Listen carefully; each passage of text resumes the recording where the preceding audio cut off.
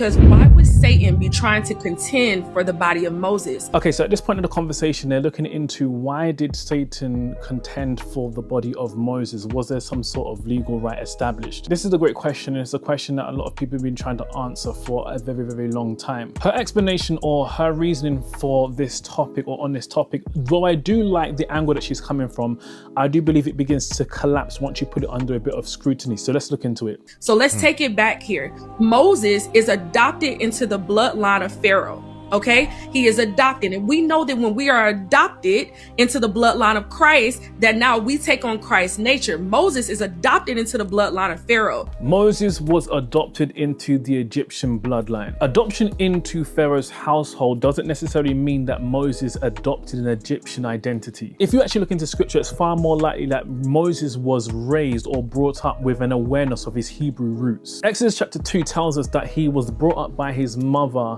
through the weaning process, which would have lasted around about 2 to 4 years. So his earliest world views would have been formed in a Hebrew household. Hebrews 11 verse 24 makes it very clear that Moses consciously rejected royal Egyptian status. He chose to identify with God's people instead, and he turned away Egypt's privilege and power. What I think we learned about Moses in scripture is that yes, even though he was adopted into the Egyptian household, he still has a very strong sense of identity in terms of who he was, or at least the people that he belonged to. Moses is also a second son. So we know in Egyptian culture that the first son would become Pharaoh. But what you don't understand is that the second son would become a priest, a demonic priest. Would go up in Egypt to the Heliopolis. That's where they would do all of their initiations, their rituals to the false sun god Ra. Moses was the second son. So there was no predetermined role for Pharaoh's second son. His role would have depended on various different factors. Let's for a second assume that the second son of Pharaoh does become a priest.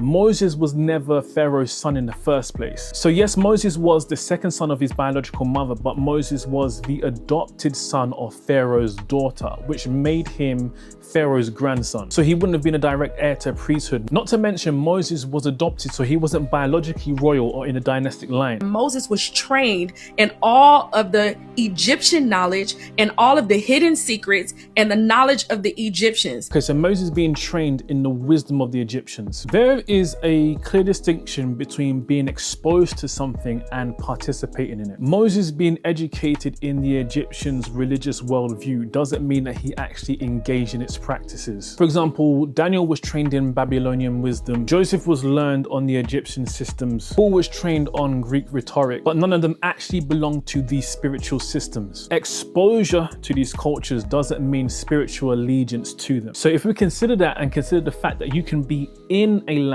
but not of the land, he more than likely wasn't a priest, wasn't initiated into all of these rituals and pagan worship. He was exposed to religious Egyptian ideologies and pagan worship but didn't participate. This angle of Satan having legal right over Moses' body because of his previous lifestyle in Egypt probably doesn't hold up as well as they thought it did. Why was there contention over Moses' body? Essentially, we don't know, but I think it makes more sense that the dispute would have arose over something like covenantal discipline, because Moses was barred from entering the promised land because of disobedience. But I don't know. Let me know your thoughts. I'm still open to this line of thinking. We just got to make it a little bit more airtight. Let's do it.